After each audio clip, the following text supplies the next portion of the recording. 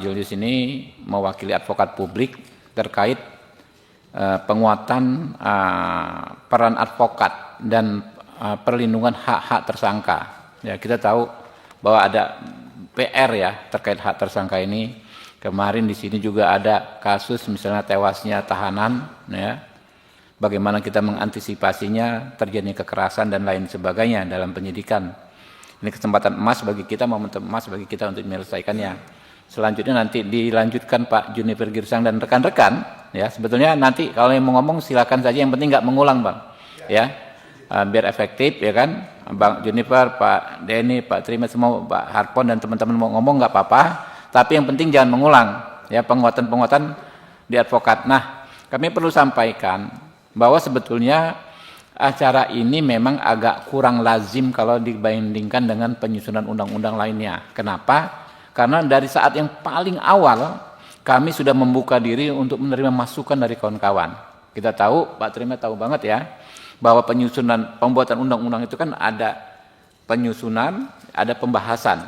Ini baru penyusunan. Ya, pembahasannya nanti kick off-nya itu di masa sidang yang akan datang sekitar tanggal berapa, Pak? Nah, raker kick off-nya itu tanggal 12, 13 bulan depan. Jadi belum dibahas, teman-teman sudah diundang untuk memberikan masukan. Dan terus sampai ke depan, sejak hari ini komunikasi kita tidak terputus, ya, kami harap tidak terputus. Kawan-kawan bisa terus simultan memberikan masukan kepada tim, ya, kepada kami terkait draft yang ada saat ini. Oke, Pak Julius Ibrani mungkin 15 menit dulu, lanjut ke Pak Juniper Girsang dan lainnya. Silakan. Baik, terima kasih. Sebelumnya saya ucapkan Assalamualaikum warahmatullahi wabarakatuh. Selamat pagi, salam sejahtera, Om Santi Swastiastu, Namo Buddhaya. Terima kasih kepada pimpinan Komisi 3 DPR RI yang terhormat Kanda Habibur Rahman dan para pimpinan lainnya juga anggota Dewan di Komisi 3. Izinkan kami memberikan masukan terhadap RUU KUHP, utamanya terkait dengan perspektif bagaimana si rakyat jelata ini, masyarakat umum yang tidak memahami hukum, menghadapi satu proses yang begitu kompleks. Sebelum menuju PowerPoint, saya Julius Ibrani juga tergabung di dalam koalisi masyarakat sipil yang sejak 2006 kita mengawal sistem peradilan pidana termasuk gagasan revisi KUHP. Izinkan saya memberikan sedikit gambaran anggota Dewan yang terhormat dan pimpinan. Pertama, bahwa dalam satu dekade terakhir masyarakat awam itu menghadapi situasi di mana begitu banyak terjadi pelanggaran-pelanggaran yang dilakukan oleh aparat penegak hukum, baik kepolisian, kejaksaan, hakim, dan pelanggaran ini bukan hanya mencakup pelanggaran prosedural, ya, terkait dengan administrasi, surat menyurat, korespondensi, tetapi bahkan hingga pidana, bagaimana melakukan penyiksaan dalam mengambil alat bukti dan yang lain. Nah, di sini menggambarkan bahwa ternyata kita belum bergerak dalam konteks perbaikan sistem dan juga kebijakan, termasuk penguatan kapasitas struktur dan aparat. Kalau kami catat di sini, bahkan dalam 10 tahun terakhir ada sekitar 20.000 lebih 200 ya aduan pelanggaran oleh polisi yang dicatat oleh Komisi Kepolisian Nasional, lalu ada 5.000-an lebih, 5.800 lebih yang dicatat oleh Komisi Kejaksaan atas pelanggaran jaksa, bahkan 26.000 aduan pelanggaran oleh hakim yang masuk kepada Komisi Yudisial. Angka ini sangat luar biasa. Dan cakupan aduannya, dugaan pelanggarannya itu mulai dari etika dan perilaku sampai kejahatan, pungli, pemerasan, penyiksaan, dugaan korupsi, rekayasa perkara dan yang lain. Nah, pelanggaran ini kemudian diiringi dengan pembentukan KUHP baru yang kita sambut karena begitu banyak gagasan-gagasan baru, termasuk bagaimana rekodifikasi terhadap undang-undang sektoral. Namun tentunya dalam situasi seperti ini perlu memperkuat mekanisme koordinasi dan supervisi yang belum diatur secara komprehensif oleh undang-undang manapun, gitu ya.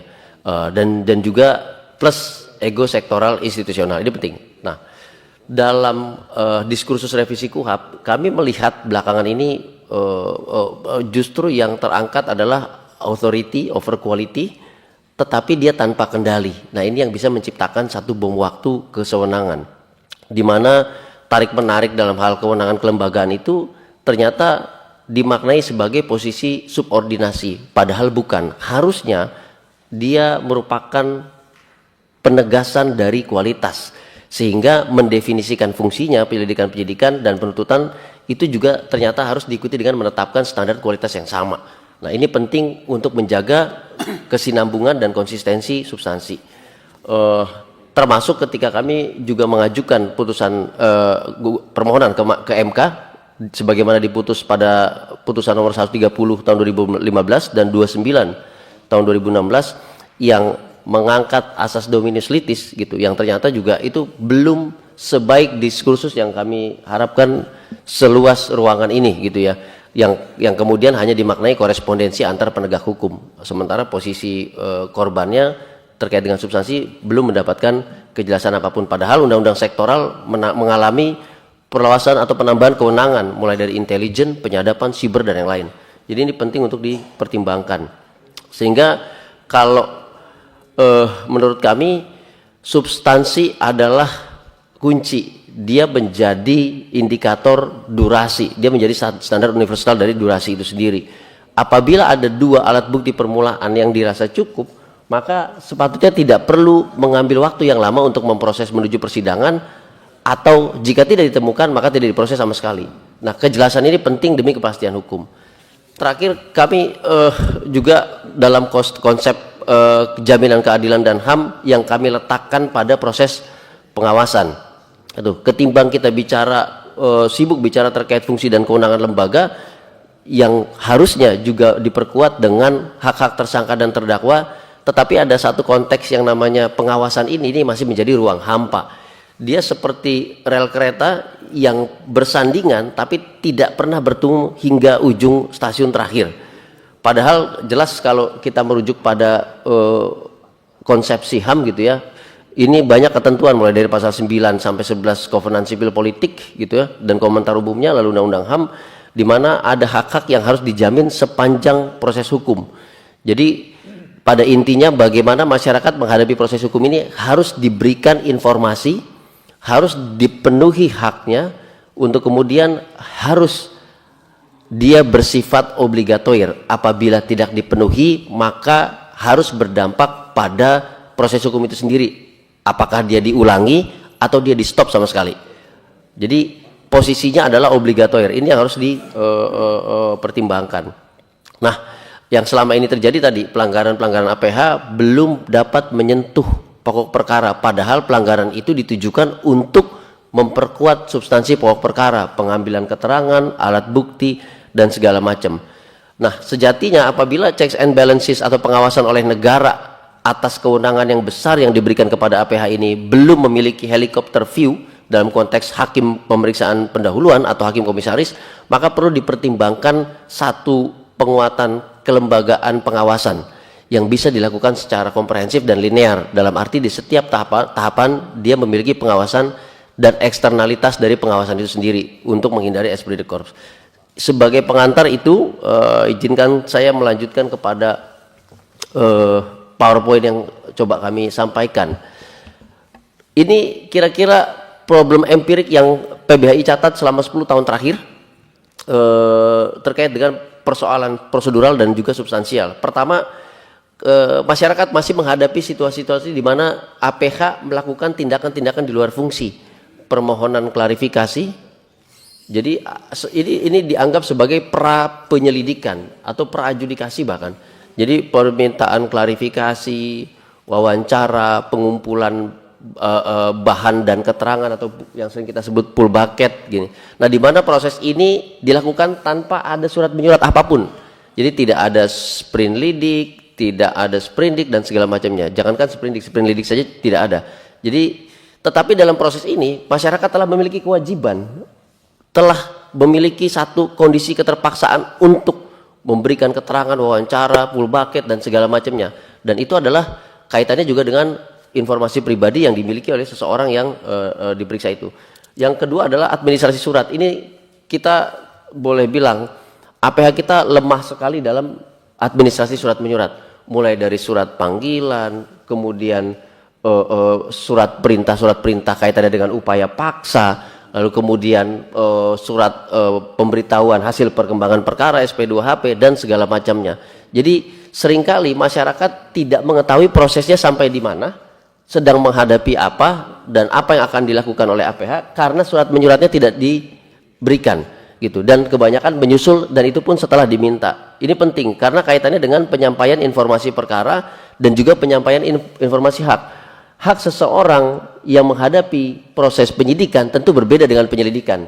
Dalam penyidikan ada bisa status tersangka dan yang lain, dan tentu berbeda situasinya apabila dia masih dalam konteks penyelidikan.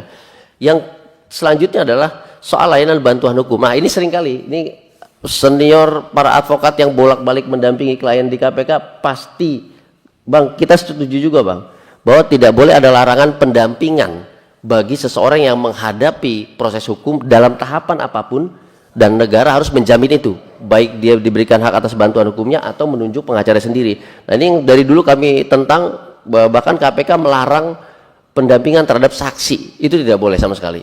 Itu wajib diberikan oleh KPK. Kalau seorang yang diperiksa memiliki kuasa hukum, silakan dibawa, karena ini kaitannya dengan apa yang menjadi materi pemeriksaan tentu mempengaruhi hak dan kemerdekaan dari sisi seseorang itu sendiri. Jadi itu penting sekali. Nah, problem prosedur selanjutnya adalah terkait dengan upaya paksa apapun itu, penetapan tersangka, kemudian penggeledahan, penyitaan dan segala macamnya, itu masih bersifat subjektif. Jadi ketika ditanya masyarakat, kenapa saya ditahan, saya nggak pernah kabur kok, saya khawatir, kemudian saya mencurigai kamu akan kabur dan segala macamnya. Hal-hal yang sifatnya asumtif seperti ini menciptakan satu kondisi ketidakpastian hukum. Makanya harus memastikan dalam segi substansi. Toh kalau substansi dua alat bukti permulaan sudah cukup, maka tahapan selanjutnya dan segala macam itu bisa diambil. Nah, yang sering terjadi adalah statusnya dulu, baru alat buktinya menyusul. Nah, ini yang membuat juga teman-teman APH, saya yakin, tidak mampu menyelenggarakan surat menyurat terkait dengan upaya paksa. Selanjutnya adalah persoalan substansial. Nah, ini paling penting. Dalam konsep hak asasi manusia, seseorang yang menghadapi proses hukum, dia harus tahu apa yang terjadi pada dirinya, apa yang sedang dilakukan oleh APH, dan bagaimana proses selanjutnya. Nah, kami dulu berbangga, ini ada abang kita, Purnawirawan Jenderal Kepolisian, Bang. Kami dulu sangat merasakan manfaat adanya gelar perkara, Bang, sebagaimana diatur oleh Perkap ketika itu. Di mana di dalam gelar perkara itu semua pihak hadir, pelapor, korban, ahlinya, saksinya dan segala macam, termasuk cross examination terhadap alat-alat bukti lainnya, baik dokumen dan lain. Jadi terang benderang, dan kalau bahasa Jerman tidak ada engkel-engkelan pimpinan. Oh, ternyata seperti ini. Oh, ini perspektif APH. Oh, ini alat buktinya kuat. Kalau kami sebagai pelapor, maka tentu ada yang kurang, kami perkuat. Kalau sebagai terlapor, tentu kami akan mempersiapkan diri bukan untuk engkel-engkelan, bukan untuk menyangkal, membantah, tetapi untuk langsung menyiapkan pembelaan terhadap apa yang dituduhkan di tahap awal sekalipun. Nah, ini forum klarifikasi seperti ini sangat penting supaya kita semua tahu. Sekarang dikit-dikit masalah hukum dibawa ke media sosial, narasinya macam-macam. Pada saat kita cek dokumennya, kita teliti, ternyata jauh berbeda dengan narasi yang beredar di media sosial. Distraksi seperti ini tentu selain tidak mendidik, ini membawa hal-hal yang berbahaya dan negatif, ketidakpercayaan terhadap institusi, ketidakpercayaan terhadap proses hukum, bahkan sampai ketidakpercayaan terhadap negara. Nah, selanjutnya adalah ini yang kami, dua hal terakhir ini yang sering betul-betul membebani ketika kami mendampingi seseorang yang dilaporkan. Itu ya, bahwa presumption yang digunakan, asas yang digunakan adalah presumption of guilty. Sehingga model-model pertanyaan pada saat BAP, model-model upaya paksa itu memang ditujukan untuk mempersalahkan gitu. Saya pikir ini juga yang menjadi concern selama ini, bagaimana ketika presumption of guilty ini bahkan saat ini ditambah oleh konvers media ya. Saya dari dulu tidak pernah setuju ada konvers media masa seperti KPK dan yang lainnya yang bahkan melampaui substansi pemeriksaannya, yang seolah-olah sudah menyatakan bahwa seseorang ini bersalah lah ini dan segala macam. Dalam konteks hak asasi manusia itu tidak boleh. Itu sebuah narasi presumption of guilty tanpa memberikan ruang klarifikasi, karena dalam konversi itu kan tidak diundang klarifikasi itu orang yang dituduhkan dan segala macam. Nah, ini berbahaya sekali. Yang selanjutnya adalah self incrimination, bahwa kami merasa dalam catatan kami berbagai macam kasus, mulai dari kasus yang sederhana hingga yang cukup kompleks, pemeriksaan berlangsung untuk mengejar pengakuan dari terdakwa, seolah-olah ketika atau tersangka, ketika orang ini mengaku selesai, sudah tuntas dan sudah bisa diprediksi sampai ke ruang sidang nanti. Padahal ini adalah sebuah pelanggaran dalam konteks self incrimination, bahwa pertanyaan-pertanyaan itu harusnya bersifat deskriptif dan kemudian klarifikatif, bukan mempersalahkan. Dan itu kenapa kami bahkan mendorong agar keterangan-keterangan tersangka, keterangan terdakwa tidak dijadikan alat bukti utama, gitu.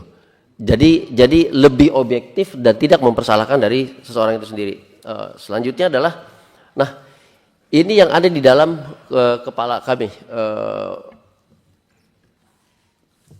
anggota dewan yang terhormat sekalian, yang tadi kami gambarkan, bahwa ada klarifikasi, full bucket dan yang lainnya itu di luar sistem, itu harus dipastikan itu tidak ada. Yang kemudian soal kewenangan fungsional, kami melihat penyelidikan ini kurang lebih agak-agak mirip, tetapi bagaimana kita bisa lihat di sini institusi negara APH komplit dia di sini. Tetapi penasihat hukum dalam konteks undang-undang bantuan hukum dia terbatas hanya untuk orang miskin. Dalam konteks acara pidana dia bermula pada penyidikan saja, padahal dari penyelidikan penting, APH-nya saja sudah numpuk di situ, gitu. Termasuk pengawasannya. Nanti juga saya bicara tentang konsep pengawasan dari perspektif masyarakat. Nah, ada beberapa poin krusial yang kami catat dari draft RUU KUHP yang disampaikan pimpinan kepada kami. Pertama soal penyidikan, yang kedua soal penyelesaian perkara di luar pengadilan, yang ketiga soal saksi mahkota dan juga justice kolaborator, lalu pengawasan eksternal dan linear, hak atas bantuan hukum, dan yang terakhir tidak kalah penting adalah persidangan terbuka untuk umum. Kalau kita lihat sebetulnya dalam konsepsi KUHP yang lama, penyelidikan ini seperti anak kembar. Sebetulnya dia adalah beda tapi dia menyatu. Karena tujuannya sama, yang satu mencari tahu sebuah peristiwa, apabila sudah tahu peristiwa ini pidana, maka memperkuatnya dengan mencari alat bukti, siapa tersangka dan segala macamnya. Makanya kalau kita lihat konstruksinya adalah bab 14 penyidikan itu dibagi dua. Judulnya penyidikan, tapi kemudian dibagi dua bagian di KUHP yang lama, yaitu penyelidikan dan penyidikan.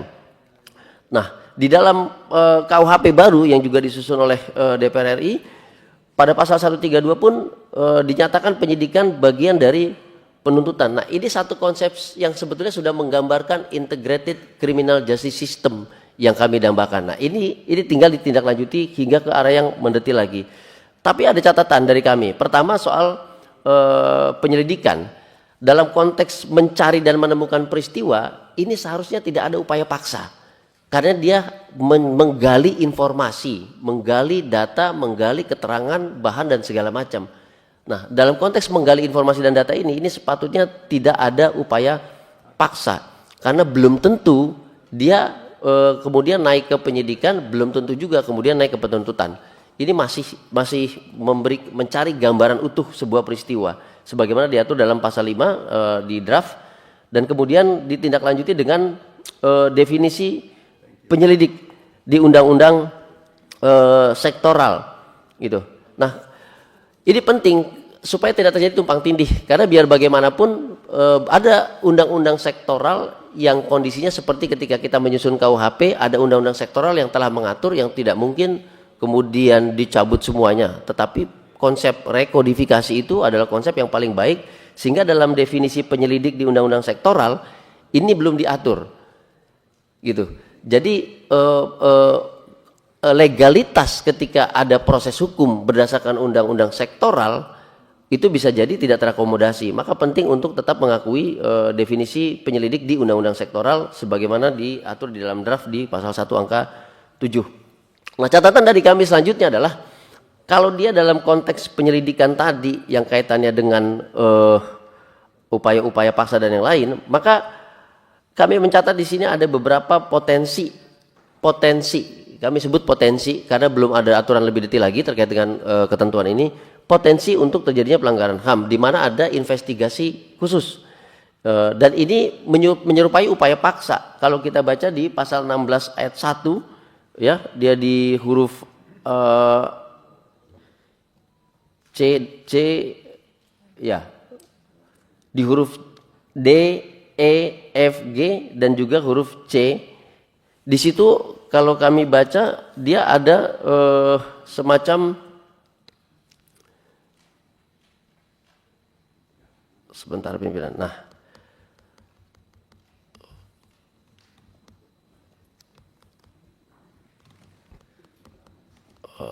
oke.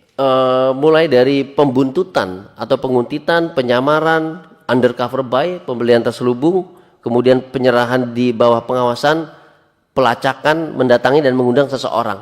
Nah, ini sebetulnya sudah dalam konteks yang sudah dalam konteks yang menyerupai bahwa ini memang targetnya, seolah-olah ditargetkan.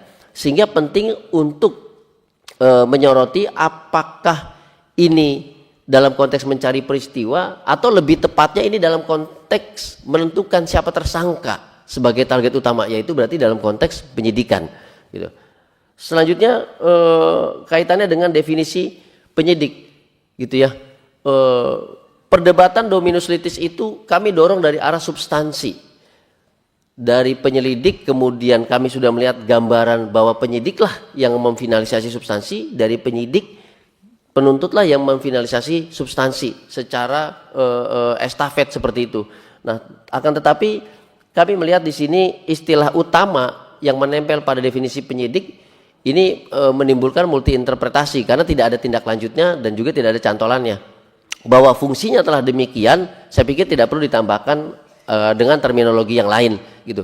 Karena ada banyak konsepsi kalau kita menggunakan istilah terminologi dalam konteks jenjang karir pun ada muda, madya, utama. Nah, supaya tidak salah definisi, maka seperlunya tidak menggunakan istilah-istilah yang kemudian baru dan menimbulkan perdebatan.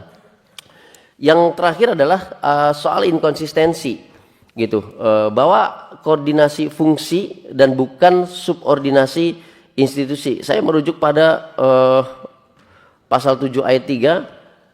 Dan kemudian pasal 26 dan selanjutnya sebagaimana kami catatkan. Jadi kita melihat di sini bahwa ketika penyidik ini sudah ditentukan bahwa ini penyidik adalah kepolisian dan kemudian penyidik PPNS dan kemudian penyidik tertentu yang berdasarkan undang-undang sektoral, maka ketentuan soal yang menimbulkan subordinatif itu sebaiknya tidak perlu. Misalnya di dalam pasal 7 ini di sini kembali ditegaskan bahwa di bawah siapa, koordinasi siapa gitu. Nah, sebetulnya yang kita dorong adalah berkoordinasi dengan menentukan finalisasi dari substansi itu saja sudah menggambarkan rangkaian estafet tadi gitu. Karena cantolan kata-kata di bawah ini tentu menimbulkan tafsiran yang berbeda nantinya. Apakah di bawah atau di atas ini tafsiran institusional atau fungsional.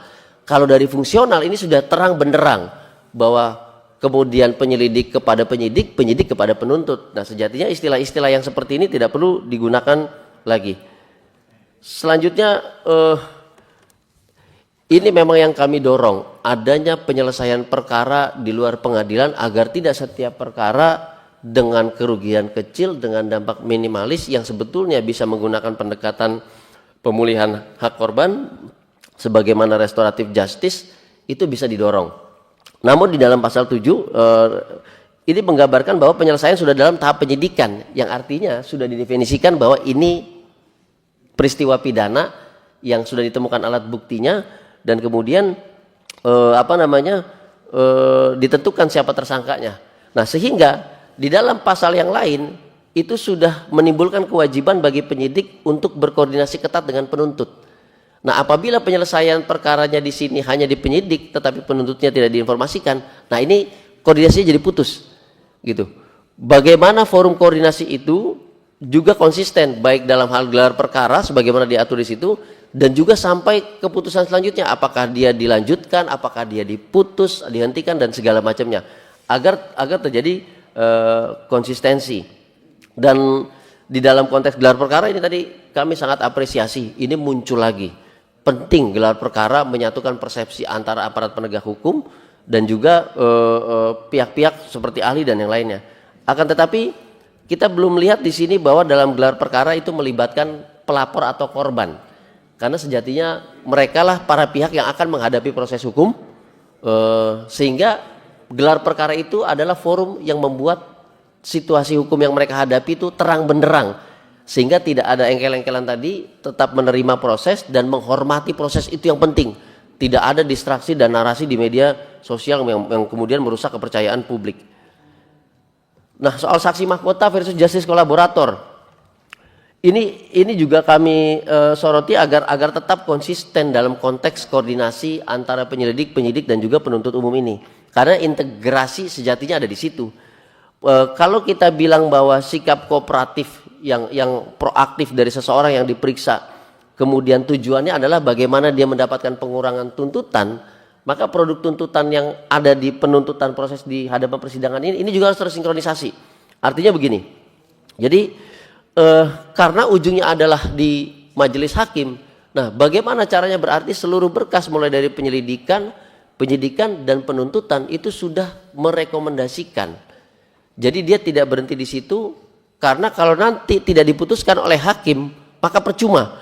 Jadi penyelidik menetapkan bahwa dia saksi mahkota, kemudian dikurangilah karena perbuatan baiknya dan segala macam, penyidik juga, lalu tidak dibawa ke hadapan persidangan dan tidak diputuskan sebagai hal-hal yang meringankan, sebagai pengurangan vonis karena tuntutannya dikurangkan, maka ini kemudian menjadi tidak efektif. Gitu, karena kami melihat ini kurang lebih seperti justice kolaborator, tapi bedanya dia yang menjadi bagian dari penegakan hukum itu sendiri.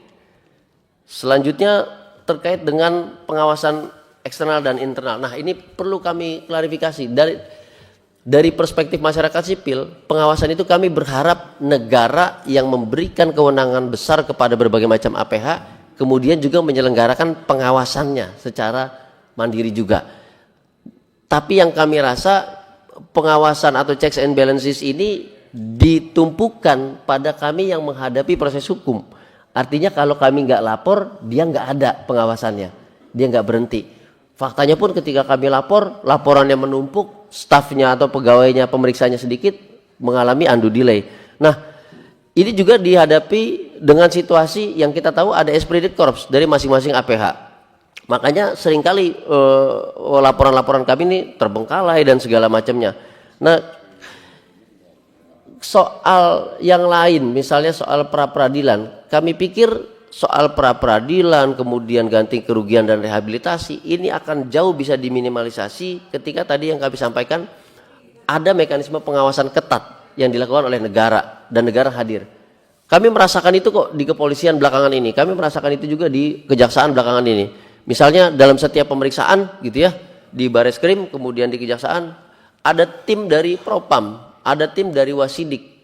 Kemudian dia memantau beberapa menit, melihat selain tadi ada perangkat-perangkat seperti CCTV dan yang lain, dan kemudian menulis report catatan bahwa proses ini berjalan seperti apa. Dan sempat ditanyakan juga kepada yang diperiksa bahwa bagaimana Pak Bu, pertanyaan lancar, nggak ada dugaan pelanggaran, intimidasi dan segala macam. Ini negara yang turun. Jadi kami percaya bahwa sekalipun masyarakat diperiksa oleh negara dengan full power APH-nya, tapi pengawasannya itu mengiringi. Jadi ada guardian angel yang menjaga masyarakat yang sedang diperiksa. Itu penting, gitu. Tidak membebankan kepada pra-peradilan. Betul pra-peradilan checks and balances, tetapi kita tahu, mohon maaf, tidak semua pra-peradilan itu dikabulkan. Kami sudah memperhatikan 5 tahun terakhir, 10 tahun terakhir, pra-peradilan yang paten sekalipun belum tentu bisa meyakinkan. Dan belakangan malah banyak membahas soal administrasinya. Padahal dia harus, kalau dalam bahasa RUU KUHP, autentifikasi, validasi dari alat buktinya, bukan proses formilnya saja. Nah, ini yang menjadi penting untuk jadi catatan. Nah, tadi saya balik pada proses gelar perkara yang melibatkan multi stakeholder. Ketika ini dibuat terang benderang, kami ingat betul itu 2010 kasus 2 janda pahlawan yang dikriminalisasi di Polres Jakarta Timur. Keras sekalipun perdebatan kita dengan penyidik ketika kami mengajukan gelar perkara dikabulkan. Dan gelar perkara itu dibuka secara luas. masyarakat menonton dan segala macamnya. Penyidik memiliki alat bukti, kami sebagai PH2 Janda Pahlawan memiliki alat bukti, dan itu sangat edukatif. Sehingga apapun putusannya kami terima, tidak ribut-ribut dan segala macam.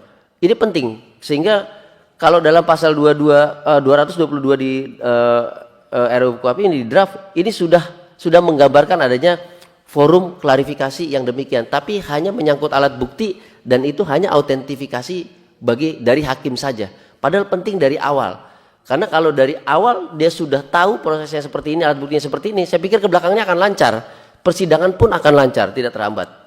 Nah, kami juga mendorong bahwa setiap pelanggaran formil dan material ini bagaimana caranya diberikan penguatan kepada lembaga pengawas, Komisi Negara, pengawas internal, ada Propam di situ, ada Jamwas di situ. Kemudian juga ada Bawas yang sekarang jadi bidang pengawasan di Mahkamah Agung yang berdampak pada perkara gitu. Tentu pengambilan alat bukti yang tidak sah itu harus berdampak pada proses hukum yang tidak sah. Dan terakhir adalah kami menyadari bahwa penerapan HPP atau hakim komisaris ini belum menjadi diskursus utama, tetapi bisa dilengkapi dengan memperluas kewenangan judicial scrutiny atau pengawasan-pengawasan dari lembaga pengawas internal dan utamanya adalah eksternal tadi. Selanjutnya soal hak atas bantuan hukum. Kami mendorong agar hak atas bantuan hukum diberikan bukan dengan syarat tertentu. Jadi atau pihak tertentu saja. Jadi setiap saksi atau korban atau terlapor yang diperiksa itu sudah diberikan bantuan hukum. Kita sudah punya Undang-Undang Bantuan Hukum nomor 16 tahun 2011. Perjalanannya sudah begitu efektif, tetapi kebutuhannya ternyata melampaui undang-undangnya. Kebutuhannya juga dalam konteks saksi, juga dalam konteks yang lain. Dan itu belum terakomodasi. Terlebih lagi Undang-Undang Bantuan Hukum hanya terbatas pada mereka yang miskin secara ekonomi ansih. Artinya yang mampu tidak didampingi, padahal kita tahu melek hukum itu angkanya masih di bawah 4 dari skala 10 di Indonesia. Itu masih sangat jarang. Dan akses terhadap advokat atau kuasa hukum itu juga masih sedikit. 100 orang dalam catatan kami terakhir itu hanya sekitar 20-an yang bisa mengakses advokat. Jadi penting untuk diperkuat layanan bantuan hukum oleh negara. Lalu soal kerugian korban. Nah, ini kami masih melihat ketentuan-ketentuan sektoral yang memberikan fasilitas kecuali restitusi. Ya, meskipun restitusi masih dalam konteks dapat yang artinya di situ masih belum fakultatif gitu ya. Artinya ini penting untuk didorong bahwa restitusi itu langsung menempel pada berkas penyidikan, menempel pada penuntutan yang kemudian diajukan oleh kepada hakim. Tapi kami melihat ketentuan-ketentuan sektoral masih membebani korban. Dia sudah jadi korban, lalu dia didorong untuk mengajukan restitusi bagi dirinya dan bahkan mengajukan ke hadapan hakim. PBAI mengadakan riset 2 tahun lalu, 2022, terkait dengan peraturan baru di Mahkamah Agung soal restitusi korban, khususnya untuk human trafficking atau TPPO. Dan ternyata angka kesadaran advokat untuk mengajukan restitusi bagi korban secara umum dan untuk korban TPPO itu sangat minim. Angkanya sekitar 7-9%. Bayangin. Jadi negara yang perlu membantu karena korban ini terjadi justru karena negara tidak mampu atau belum mampu mengawal rakyatnya sehingga menjadi korban. Dan negara juga harus turun memastikan restitusi itu masuk ke dalam substansi penuntutan APH. Nah, kemudian juga kami melihat bahwa ini harus mendorong adanya semacam pendanaan bagi pemulihan korban. Kami mendampingi korban TPPO dalam 3 tahun terakhir, di mana kondisinya bukan hanya dia miris secara fisik, gajinya tidak dibayarkan dan segala macamnya. Dalam kondisi itu harusnya negara berpikir bahwa harus dipenuhi sepanjang proses pemulihan haknya, pemulihan kesehatannya, pemulihan psikisnya. Dan kalau itu tidak diatur di dalam KUHP, maka tentu akan sulit memastikan itu terjadi. Tinggal nanti memang dalam kondisi ke depan memikirkan adanya semacam victim trust fund untuk menjamin pemulihan hak korban baik ketika di awal dilakukan pemeriksaan penyelidikan hingga nanti putusan. Terakhir dari kami pimpinan dan anggota dewan yang saya hormati, soal persidangan yang terbuka untuk umum. Nah, kami juga mengalami kendala di mana misalnya persidangan yang baik itu harus menjadi edukasi bagi publik. Kami katakan demikian. Jadi harusnya persidangan itu selain dibuka oleh majelis hakim, tentu harus dinyatakan terbuka untuk umum, termasuk bagaimana media massa meliput. Kemudian media massa memiliki kepentingan untuk memelintir dan segala macam, saya pikir forum Dewan Pers bisa diajukan untuk menghentikan narasi-narasi negatif atau bahkan yang berbeda dari substansi pemeriksaan persidangan. Nah, memang kami tetap mengakui pengecualian terhadap kesusilaan anak di bawah umur atau pidana-pidana kekerasan seksual. Namun untuk pidana keamanan dan rahasia negara ini kami tidak menemukan definisi lebih lanjut. Gitu. Seperti apa pidananya yang dimaksud? Apabila ini pidana keamanan negara dan rahasia negara, maka sejatinya perlu publikasi agar masyarakat tidak melanggar itu justru. Gitu. Bukan kemudian ditutup bahwa terjadi pelanggaran, bagaimana pola pelanggaran segala macam, masyarakat harus dididik untuk tidak melakukan. Dan terakhir adalah ini yang sering kami hadapi. Ketika seseorang terpidana itu bisa dieksekusi tetapi surat menyuratnya tidak ada. Dalam kasus yang kemarin kemudian direkomendasikan oleh Komisi 3, kasus Pak Alex Denny itu dia deputi Menpan RB, dia dieksekusi tapi dia tidak menerima relasi putusan sama sekali, apalagi minutasi putusannya. Nah, itu satu dari kasus. Orang yang berprofil seperti deputi di Menpan RB saja menghadapi situasi demikian, sedangkan yang dihadapi PBHI kebanyakan masyarakat miskin dan buta hukum. Nah, ini penting untuk memastikan minutasi dan relasinya itu real time seketika dia diputuskan supaya tidak terjadi perubahan, kemudian penyelundupan kalimat dan segala macamnya. Saya pikir itu catatan dari kami pimpinan Kanda Habibur Rahman dan juga anggota Dewan yang terhormat Komisi 3 dari PBHI. Terima kasih. Wassalamualaikum warahmatullahi wabarakatuh. Waalaikumsalam warahmatullahi wabarakatuh. Terima kasih Pak Julius Ibrani, kita kasih tepuk tangan. Berikut Pak Junifer Girsang, kami persilakan. Pak Junifer, setelah Pak Junifer kita dengar dulu dari Pak ini ya, Pak Romli ya Pak ya. Oh. Nah, setelah dari Pak Romli baru ke Pak Trimet, Pak Denny Kailimang dan kawan-kawan. Oke ya, mungkin begitu ya. Ya, silakan. Terima kasih Pak Ketua. Assalamualaikum warahmatullahi wabarakatuh. Salam sejahtera. Selamat menjalankan ibadah puasa bagi bapak-bapak yang menjalankan ibadah puasa. Semoga berkah. Yang terhormat Bapak Ketua, kemudian bapak-bapak anggota DPR, kemudian juga hadir bersama kami di sini. Saya sampaikan lagi tadi banyak rekan-rekan atau bapak-bapak anggota DPR yang belum hadir. Di samping saya senior, ya Denny Kailimang, saya dan kita minta hadir. Dia ini penasehat dari DPN kita. Beliau ini sekarang hampir usia 81. Ya, 81. Beliau ini soko guru saya juga dulu pembahasan KUHAP tahun 2018. Banyak sumbang pikiran dari beliau. Kemudian di samping kanan saya kira DPR tidak akan lupa kepada beliau, mantan Ketua Komisi 3 juga. Mereka. Trimedia Panjaitan. Kembali ke habitat. Jadi beliau ini kembali ke habitat menjadi lawyer. Jadi bapak-bapak yang background lawyer, mudah-mudahan lahirnya undang-undang ini memperkuat bapak-bapak nanti dalam menjalankan praktek. Kemudian sebelah kanan saya Wakil Ketua Umum DPN Pradi juga Hari Ponto. Sebelah kanan saya Suandi Halim, John Panggabean, dan di belakang ada Samsudin dan Daniel.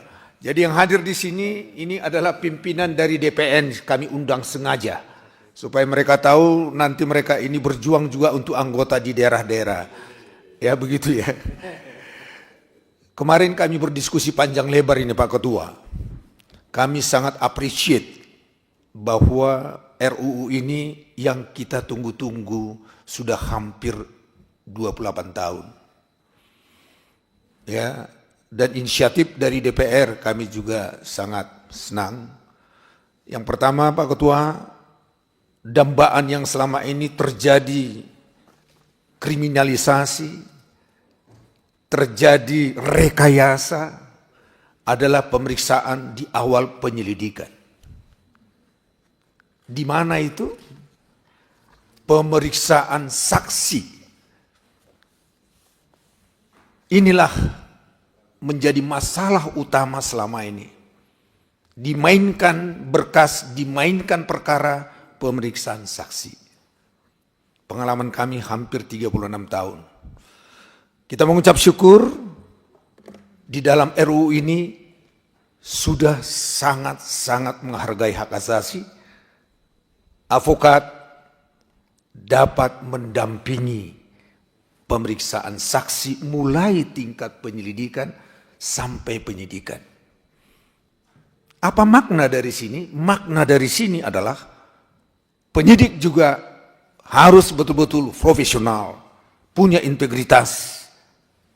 Dan kita sekarang sudah bisa berdebat dengan penyidik di dalam pemeriksaan setiap orang di dalam penyidikan dan penyidikan.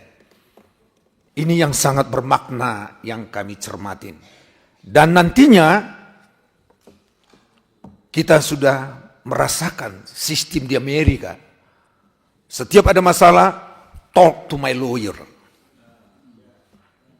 Ya, sekali lagi, talk to my lawyer.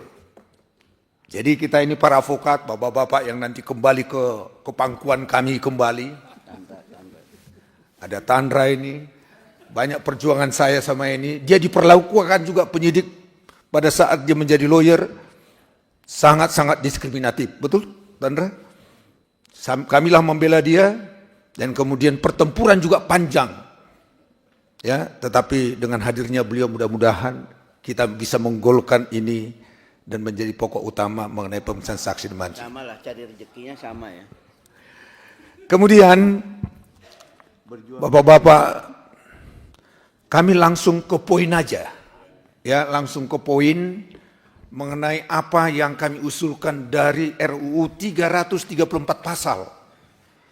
Kami tidak semua membahas, tetapi yang urgent, yang sangat penting untuk bagaimana ya pencari keadilan itu terlindungi dan tidak diperlakukan semena-mena.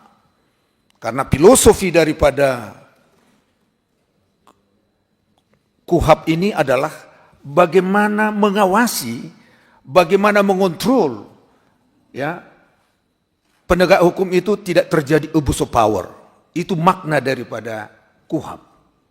Nah, oleh karenanya kami tidak berlama-lama. Tadi Pak Ketua katakan dikasih waktu sama kami langsung poinnya aja. Ya, sudah mencakup tadi apa yang disampaikan rekan Julius Ibrani. Kami juga masukkan di sini. Kami sebut di sini adalah usulan reformulasi RUU KUHP. Ya, usulan reformulasi begini nih Pak, RUU yang KUHP. paling top begini, langsung konkret bentuknya. Silakan. Konkretnya begini, Ketua, pasal 19, ya kami sudah kutip, pasal 19, ya kami ada usul, ya poinnya aja. Di dalam pasal 19 itu ada pasalnya sampai 4. Ya, ayat 4. Kami usulkan di pasal 5, masalah transparansi tadi Julius sudah sampaikan, yaitu pelapor terlapor dan atau advokatnya menghadiri gelar perkara sebagaimana dimaksud dalam pasal 19 ayat 1. Saya akomodir. Itu fakta. Ya, supaya tidak terjadi rekayasa saksi palsu. Ya, buktinya apa? Dua alat bukti itu apa sih? Omong-omong banyak dua alat bukti. Jadi untuk clear itu harus dihadiri oleh pelapor, terlapor dan atau advokatnya. Clear. Ya. Jadi apa latar belakangnya? Tentu terlaksanya due process of law. Jadi ada keseimbangan. Ya. Poin-poinnya kami sampaikan, nanti rekan-rekan bisa tambahkan. Kemudian pasal 26. Ya, pasal 26 ini ada sampai ayat 10. Ya, ayat 10. Kembali lagi supaya terjadi transparansi dimasukkan F, yaitu pelapor dan atau advokatnya juga harus hadir. Tidak duplikasi tetapi penegasan. Ya. Kemudian kami melompat kepada pasal 33. Ya, ini penting sekali. Ini supaya tidak terjadi keributan dengan penyidik. Ya, jangan engkel-engkelan bahasanya beliau tadi. Ya. Dalam hal penyidik melakukan intimidasi dan atau mengajukan pertanyaan yang bersifat menjerat terhadap tersangka dapat menyatakan keberatan. Penegasannya supaya tidak terjadi perdebatan kemudian ya advokat dengan penyidik kan biasanya otot-ototan. Supaya ada keseimbangan, kami usulkan dalam hal penyidik melakukan intimidasi dan atau mengajukan pertanyaan yang bersifat menjerat terhadap tersangka, advokat dapat menyatakan keberatan. Kemudian wajib dicatat dalam berita acara pemeriksaan. Harus ada kata wajib dicatat, karena ini apa? Ini supaya tidak ada suatu tindakan yang hanya formalitas. Kalau ini ada, advokat juga siap untuk mempermasalahkan, pertama, mengajukan pra-peradilan. Yang kedua, pada saat pemeriksaan pokok perkara, kita sudah bisa menyatakan dari awal ini terjadi rekayasa kasus. Itu yang kami masukkan. Kemudian pasal 71, ya, pasal 71 itu mengenai penuntutan, ya. Nah, kami sampaikan pasal 71 diusulkan, diformulasikan dengan menambah satu ayat, yaitu ayat 7 sehingga pasal 71 RUU KUHP selengkapnya berbunyi, penuntut umum melimpahkan perkara ke pengadilan negeri dengan permintaan agar segera mengadili perkara tersebut disertai dengan surat dakwaan. Penuntut umum membuat surat dakwaan bla bla bla bla. Ini segera kita buat, perlunya itu memastikan bahwa penuntut menyerahkan salinan berkas perkara. Jadi jangan dikip oleh jaksa, tapi ini advokat kapan mempelajari berkas, nanti dilimpahkan di pengadilan, sampai di pengadilan seminggu setahun belum tentu disidangkan. Jadi pada saat itu harus sudah diserahkan. Tadi kami sudah diskusi sama Pak Ketua, ini harus sudah diserahkan kepada penasihat hukum, mempersiapkan pembelaan. Ya, sudah mempersiapkan pembelaan karena kita mengajukan eksepsi dan kemudian pokok perkara juga advokat itu bisa mengetahui dan terdakwa juga bisa memahami apa duduk kasus yang dihadapinya. Kemudian pasal tentang penuntutan, kemudian pasal 5, ya pasal 5 juga kami itu dicantumkan tambahan pasal 7. Apa itu? Biar lengkap, selain surat salinan pelimpahan perkara beserta surat dakwaan sebagaimana dimaksud pasal 6, penuntut umum juga menyerahkan salinan berkas perkara kepada tersangka dan advokat pada saat yang bersamaan dengan penyampaian surat pelimpahan perkara kepada pengadilan. Berkas dilimpahkan ke pengadilan, advokatnya juga sudah mendapat itu. Ya, jadi jangan dikatakan lu ambil di pengadilan. Ya mohon maaf kalau di pengadilan lagi kan, mohon maaf segala maaf, proses waktunya juga. Dan pengalaman kami di lapangan, berurusan dengan pengadilan ini juga butuh waktu untuk mempelajari, mendapatkannya juga perlu dengan lika-liku. Kita mau ini efisien, efektif, dan biaya ringan. Itu prinsip daripada KUHP. Ya, hampir di KPK juga sama juga, pusing juga kita kadang-kadang ini. Nah kemudian pasal 13, ini Pak Ketua dan Bapak-Bapak anggota Dewan yang mulia, ini juga berbahaya, ya berbahaya kalau kita tidak cermat membaca dan membuat satu catatan. Pasal 13 ini upaya paksa adalah tindakan aparat penegak hukum berupa penetapan tersangka, penangkapan, penahanan, penggeledahan, penyitaan, pemeriksaan, surat penyadapan dan atau larangan bagi tersangka untuk keluar wilayah Indonesia, bla bla bla. Nah, kemudian dalam pasal 1 angka 13 KUHP ini kami mengusulkan begini.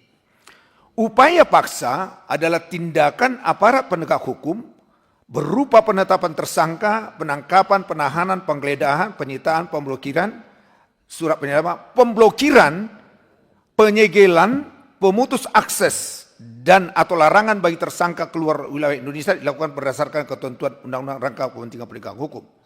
Ini penting ya, kita harus cermati bahwa apabila kita tidak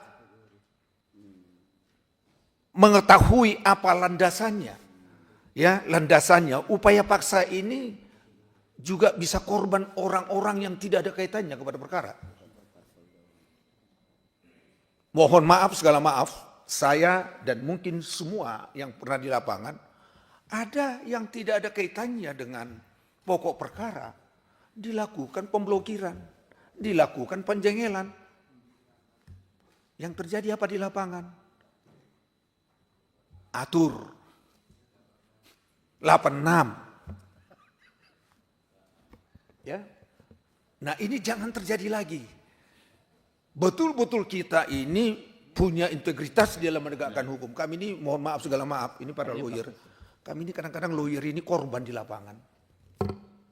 Dengan sistem yang sudah sangat babaliut. Babaliut itu tentu di luar daripada hukum, ada yang harus diberesin.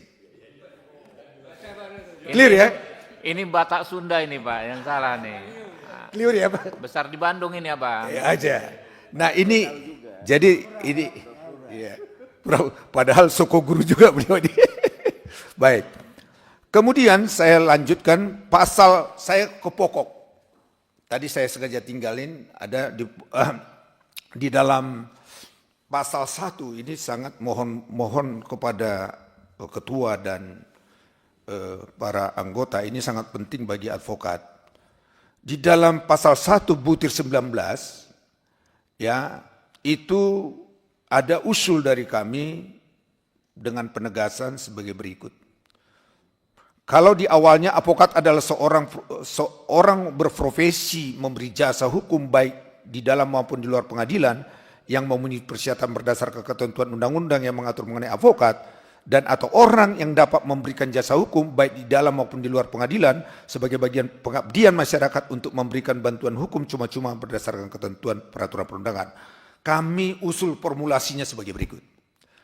Advokat adalah orang yang berprofesi memberi jasa hukum baik di dalam maupun di luar pengadilan yang memenuhi persyaratan berdasarkan ketentuan undang-undang yang mengatur mengenai advokat sebagai bagian dari penegak hukum.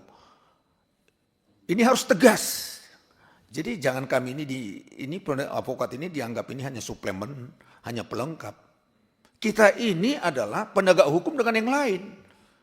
Jadi ada penghormatan di antara kita. Segala mohon maaf yang kami alami selama ini khususnya bidang kepolisian, kita sering diabaikan. Tidak dianggap kita sebagai penegak hukum. Malahan dikatakan, kapan you penegak hukum? Kapan you penegak hukum? Nah, ini berbahaya. Jadi kalau kita katakan bahwa ada keseimbangan, advokat mengawasi. Kalau tidak dikasih peran, sedangkan advokat tidak punya kewenangan. Tidak bisa menangkap, tidak bisa menahan.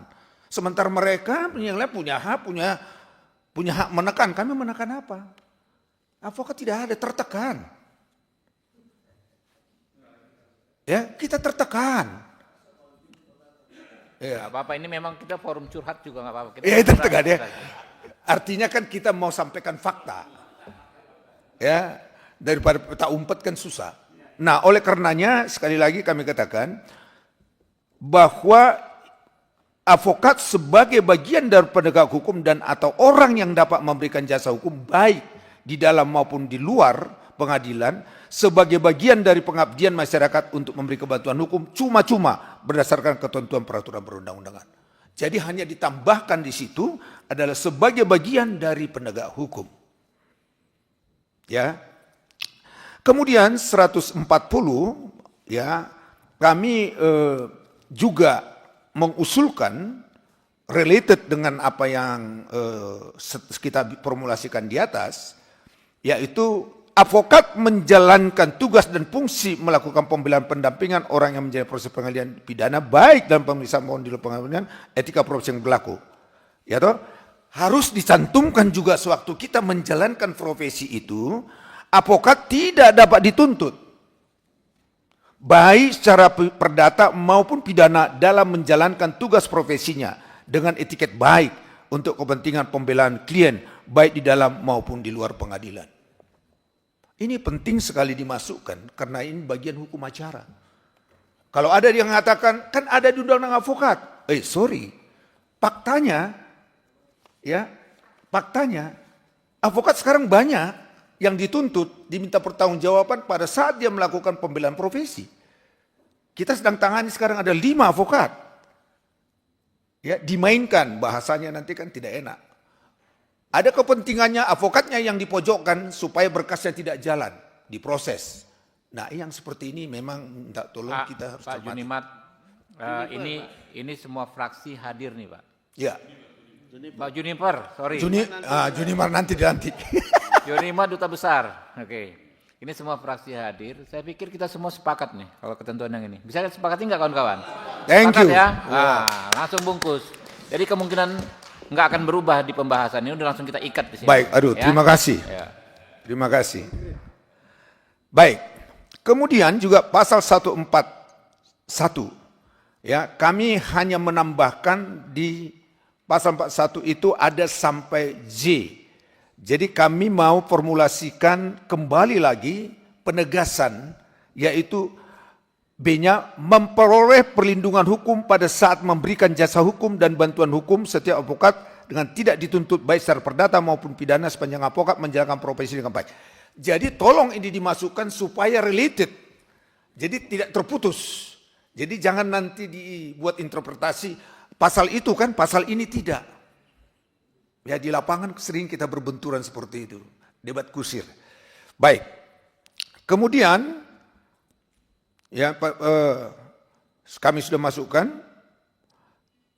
di pasal 141, di D-nya juga kami menyampaikan bahwa menjalankan tugasnya memberikan jasa bantuan hukum tanpa tekanan intimidasi sudah kita masukkan, mendapat perlindungan hukum ya dari negara terhadap ancaman dan tindakan kekerasan pada saat advokat memberikan jasa bantuan hukum. Ini penting. Kadang-kadang kita lapor, saya diancam Pak. Siapa yang ngancam kamu? Ya, kalau sekarang kan banyak ancaman-ancaman. Nah, kami tolong juga dibuat bahwa kami aparat juga melindungi. Harus clear itu. Malahan lawan kita aparat bilang, lu si bandel lu sih lu. Lu ngeyel sih lu, lawan kita sih lu. Wah, repot. Ya toh, kalau ada hubungan kayak Trimedia hubungannya langsung ke atas, aman dia kan. Padahal mau nyebut dirinya. Ya kira-kira itu. Tolong itu dipertimbangkan juga. Ya kan Pak Suding? Nah kemudian 142 ini 141. Ya 141H ya. Sebagaimana tadi yang kami sampaikan supaya ada transparansi, tetap juga dimasukkan supaya advokat ataupun pelapor dan terlapor menghadiri seluruh gelar perkara dalam tahap penyelidikan dan penyidikan. Ya, ini mungkin terlupakan butirnya dimasukkan, tetapi ide dari awal sudah sangat mulia itu ada. Kemudian pasal 142 Pak Ketua dan para yang mulia anggota DPR. Ini sangat penting kami harus tegaskan. Ini kata-kata advokat wajib. Ya, kata wajib ini ya kami menyatakan akan diusulkan sebagai begini. Penambahan frasa dalam pasal 145 ayat 42 46 huruf dipecah menjadi 3 klausul. Ya, kami formulasikan sebegini. Yang pertama, memberikan bantuan hukum sebagaimana yang dimaksud dengan pasal 145 ayat 2, yaitu pasal 146 ayat 3. Kemudian advokat juga mematuhi kode etik dan mematuhi ketentuan perundang-undangan. Kemudian advokat itu juga harus bertindak berdasarkan surat kuasa khusus untuk memberikan bantuan hukum atau jasa hukum. Jadi ada yang namanya itu syarat yang harus dipenuhi oleh mereka. Ya. Nah, kemudian juga diberikan hak yaitu atau dengan ketegasan memiliki berita acara sumpah. Ini sangat penting juga, sekarang ini banyak organisasi advokat yang kami tidak ketahui, di luar kami sangat banyak, nggak tahu disumpah apa tidak, tapi banyak yang ngaku-ngaku juga. Setelah kami tanya, disumpahnya, lupa sumpahnya, tapi suratnya ada, saya bingung bagaimana itu jawabnya itu. Ya toh? Kemudian berstatus sebagai anggota dalam satu organisasi advokat dan lembaga bantuan hukum. Jadi clear identitasnya, clear legalitasnya, supaya tidak liar. Ya, polisi bisa recheck, kejaksaan bisa cek, atau setiap orang ya yang mempertanyakan legalitasnya itu clear. Tidak ada perdebatan karena sudah diatur di dalam ketentuan. Kemudian pasal 142 juga kami cermatin ataupun beri masukan, ya harus tegas juga di B kami cantumkan berita acara sumpah pengangkatan sebagai advokat, kartu anggota organisasi advokat dan identitas anggotanya dalam bantuan hukum tetap dimasukkan. Ya, ini tetap dimasukkan. Kemudian ketua, para anggota yang kami hormati, pasal 142 ini 14 ayat 3, kami tidak ngerti background menyatakan advokat dilarang. Ini kata-kata dilarang ini, advokat dilarang. Saran kami bahwa ini harus dicabut dan harus dengan tegas dikatakan ini bertentangan. Kenapa? Heran juga kita. Kok advokat dilarang? Kok polisi, jaksa, hakim gak ada yang dilarang? Yang melakukan abuse of power siapa sih? Sekali lagi, yang punya kewenanganlah yang seharusnya diberi larangan. Tidak punya kewenangan dilarang, gimana nih? Saya nggak ngerti juga ya. Tetapi okelah, inilah kritik kami, formulasi kami, Lagi teman-teman, izin kami ini dicabut. semua fraksi hadir ini di drop aja langsung ya sebelumnya. Ya. Terima kasih. Jadi nggak perlu bahas lagi. Terima kasih.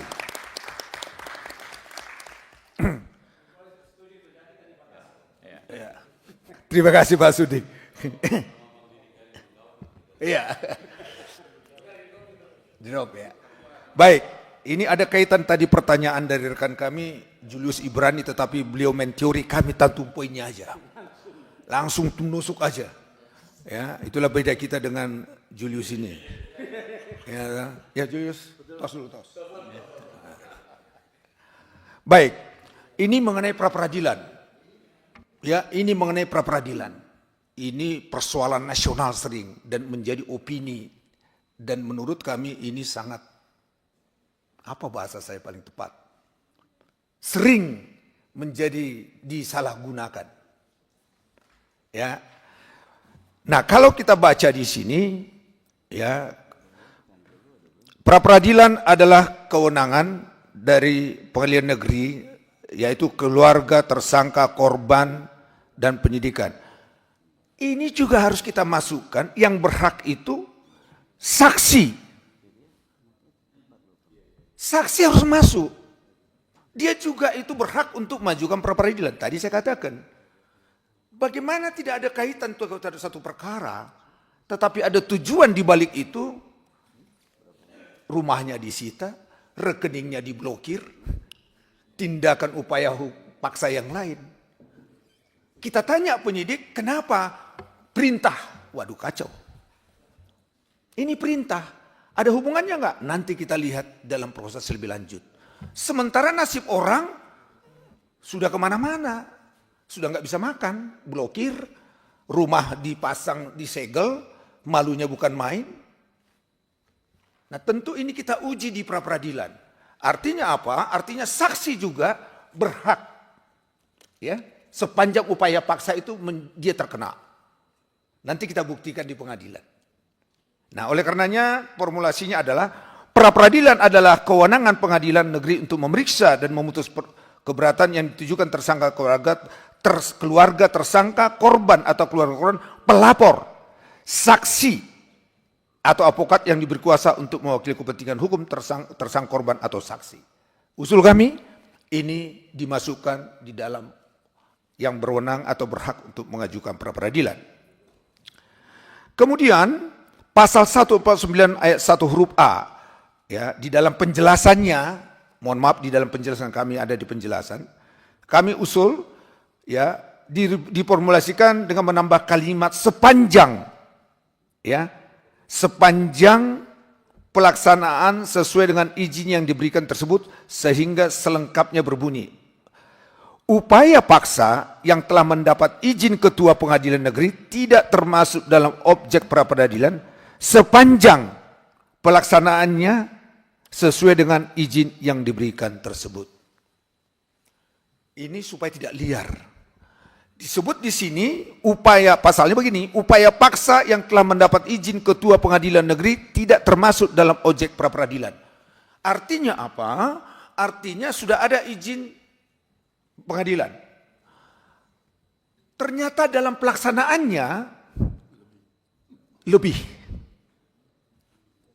Katakanlah yang di penetapannya yang disita mobil, tetapi pelaksananya dia sita rumah. Ya. Jadi artinya ini harus kita cermati, harus ada wordingnya itu ditambahkan sepanjang pelaksanaannya sesuai dengan izin yang diberikan. Tegas, jadi tidak boleh ditafsirkan. Ini kan hukum acara harus betul-betul tegas, pasti. Ya, tidak boleh terjadi interpretasi. Jadi kami usulkan ditambah sepanjangnya. Ya, itu dibuat di ketentuan atau penjelasan. Kemudian di pasal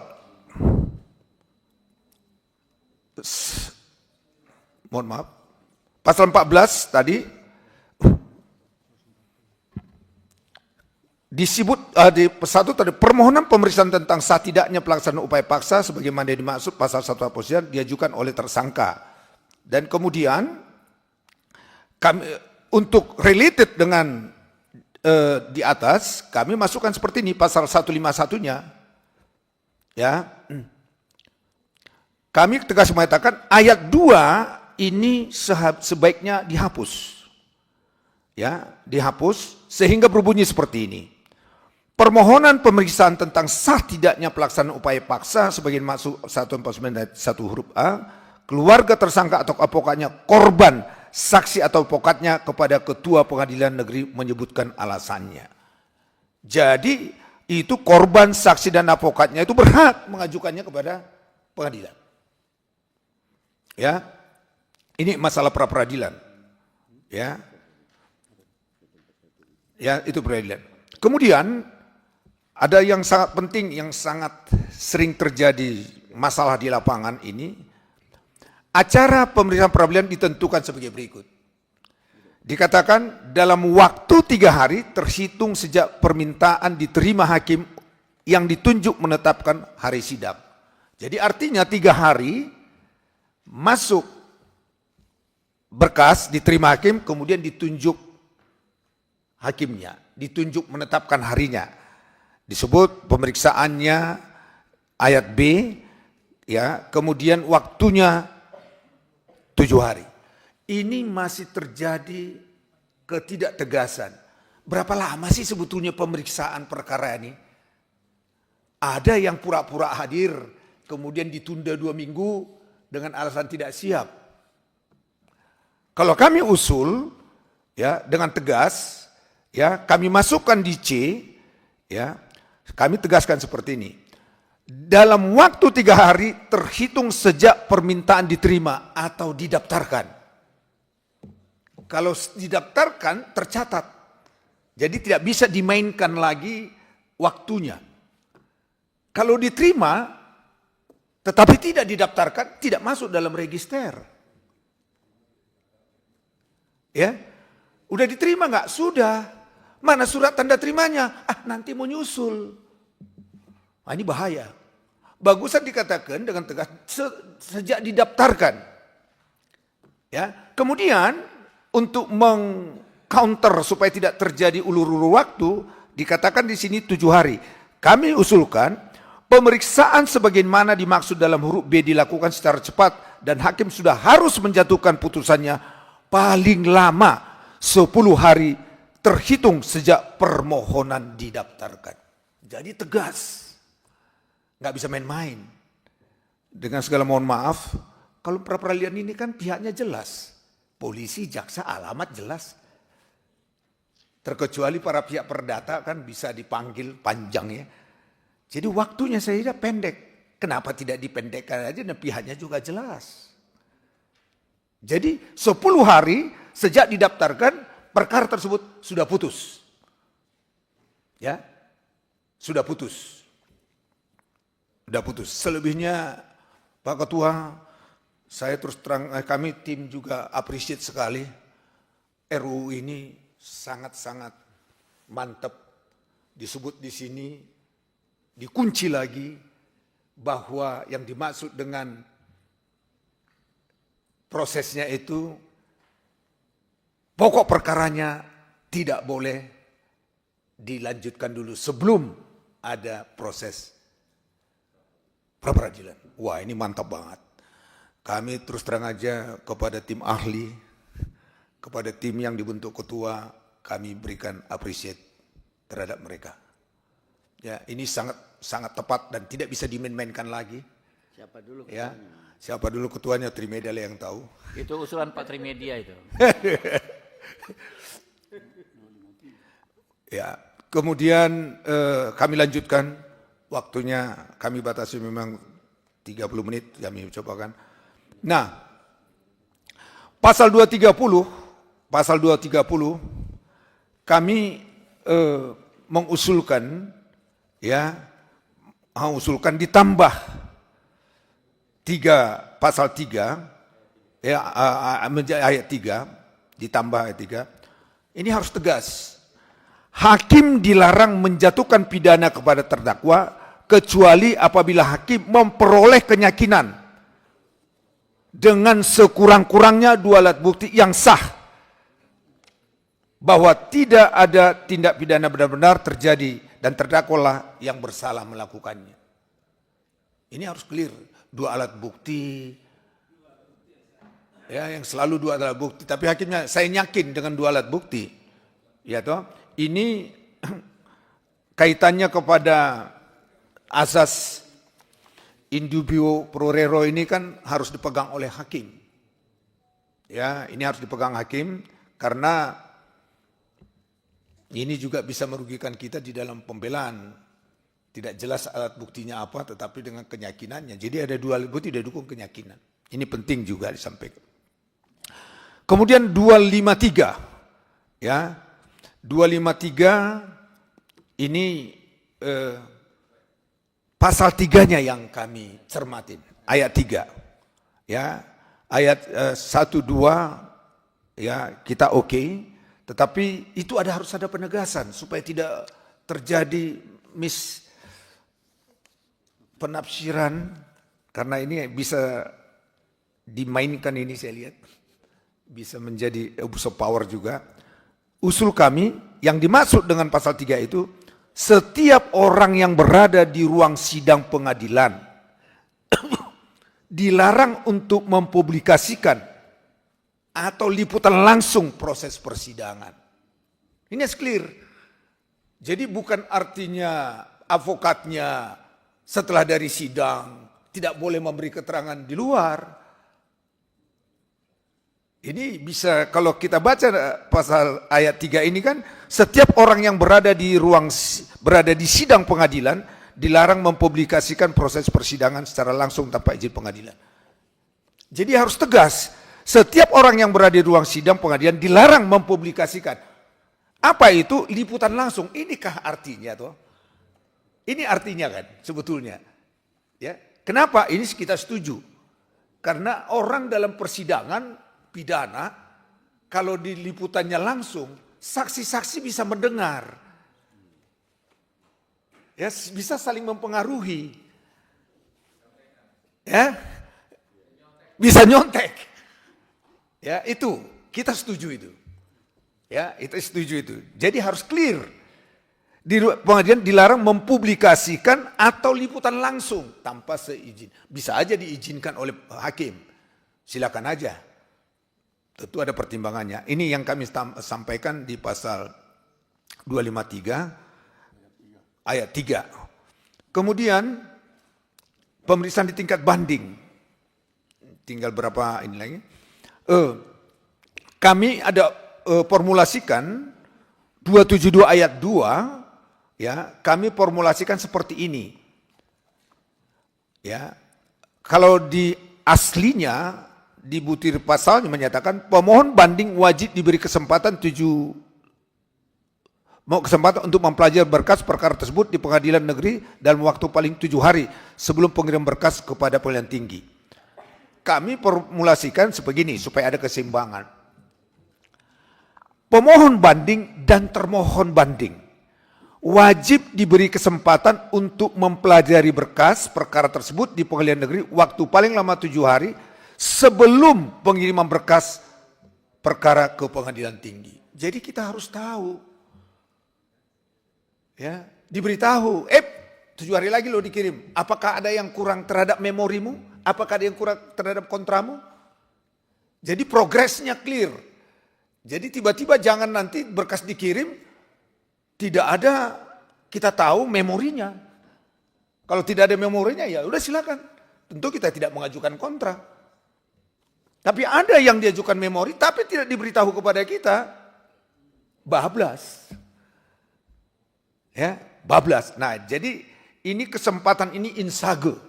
Bahasa di lapangan itu insage berkas. Ya. Jadi ada waktunya. Kepada pelapor dan terlapor juga diberi informasi terhadap itu. Kemudian pasal 273 ya, itu ada satu ayat 2, pasal 3-nya ditebalkan ya, yang menyatakan sebegini. Ya. Kita sudah menambahkan 3 ayat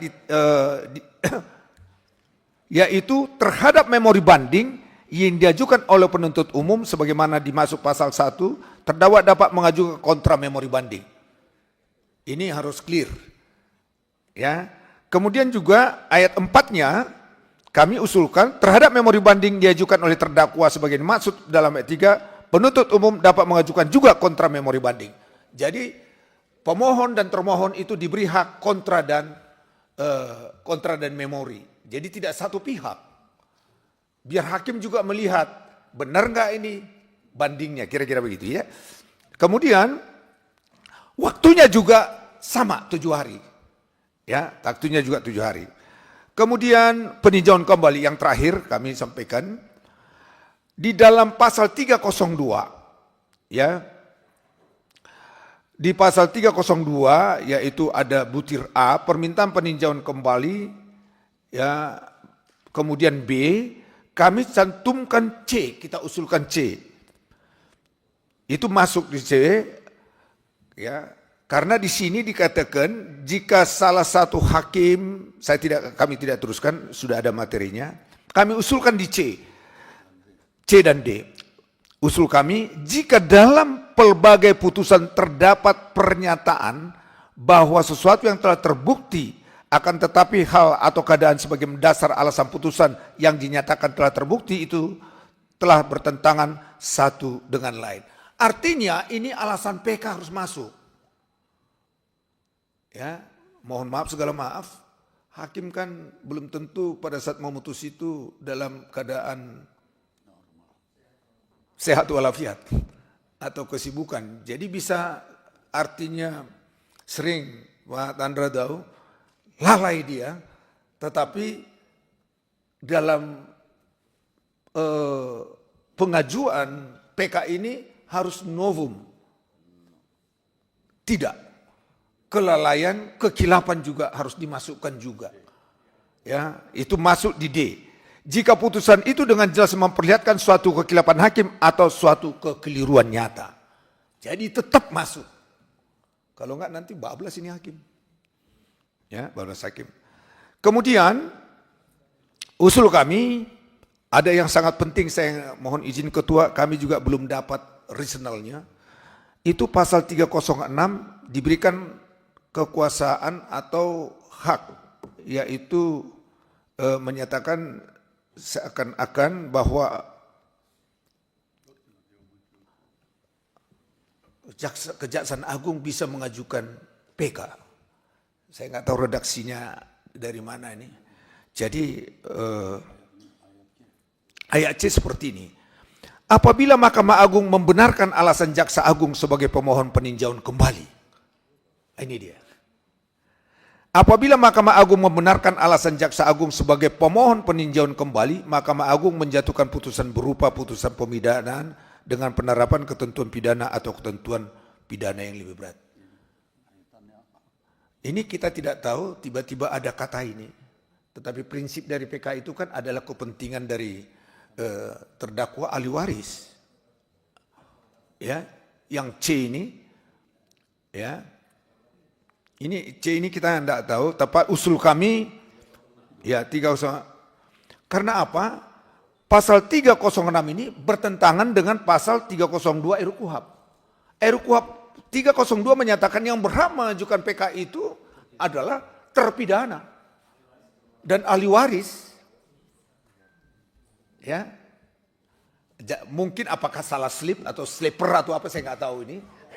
Ya, tolong nanti dicermati. Tetapi sebaiknya usul kami bahwa yang berhak mengajukan PK itu adalah terdakwa dan ahli warisnya.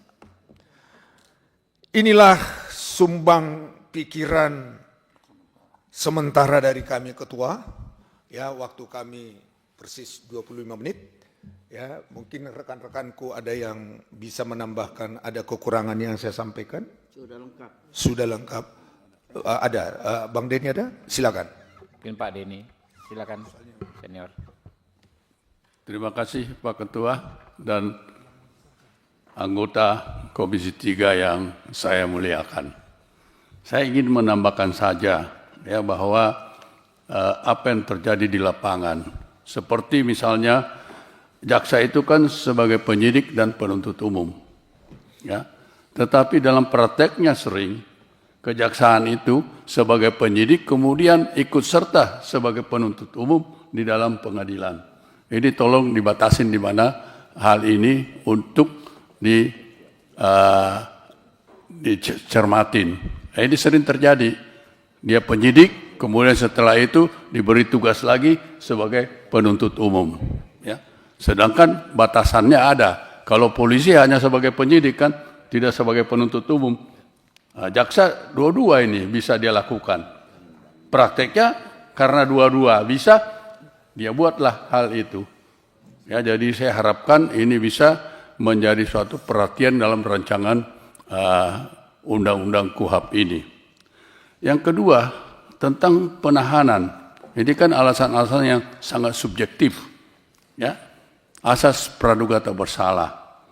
Tetapi ditahan sampai 20, kalau tingkat penyidikan kira-kira 2 bulan. Diperiksanya cuma 2 kali. Ya. Jadi ini kan jadi permasalahan. Kayaknya tersangkanya itu hanya dipendam saja. Ya, diperiksa cuma 2 kali atau 3 kali, ditahan sampai bisa 2-3 bulan kalau seandainya pasalnya lebih dari 9 tahun. Ya. Jadi saya harapkan ini juga menjadi perhatian. Ya. Kemudian kapan tersangka ini mendapatkan pendampingan? Ya, begitu ditetapkan sebagai tersangka, ini kan tidak ada pendampingan.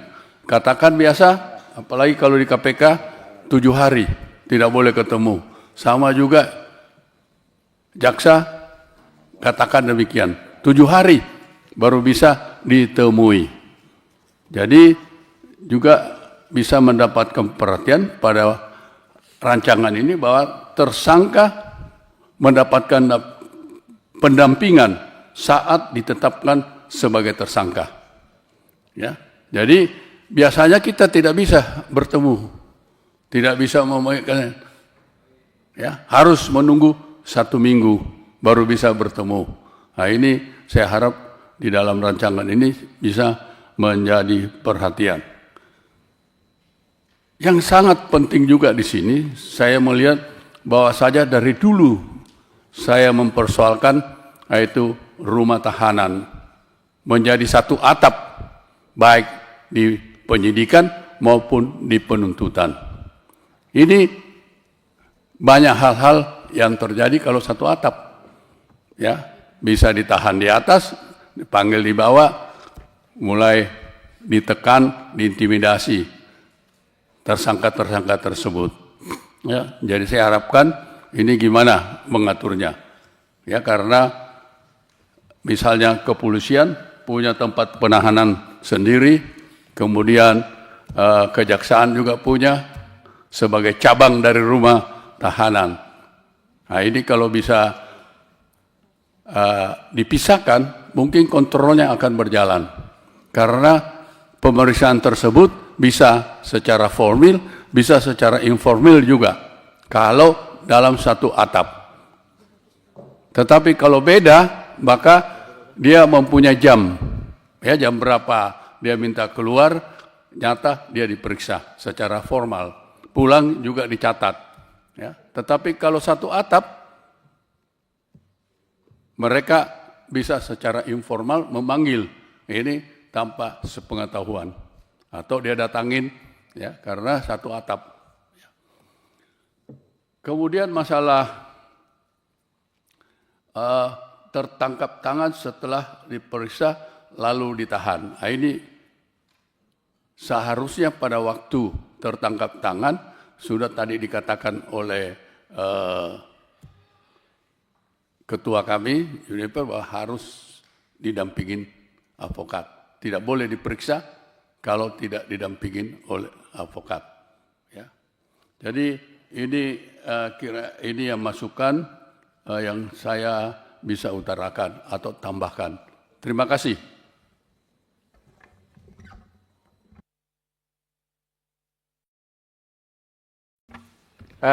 Silakan berikutnya Prof.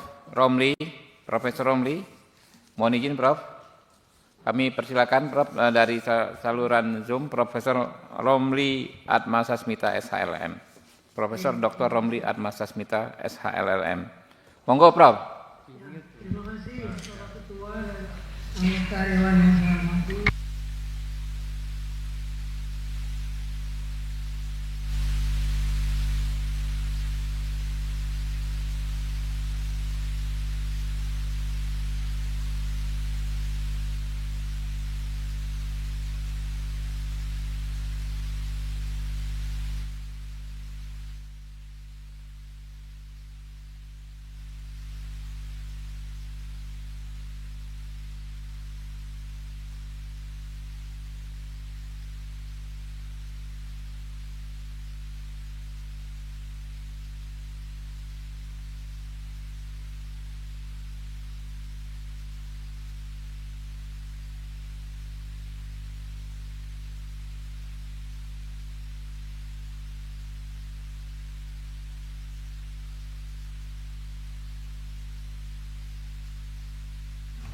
Kalimat mengenai tujuan pembaruan KUHP.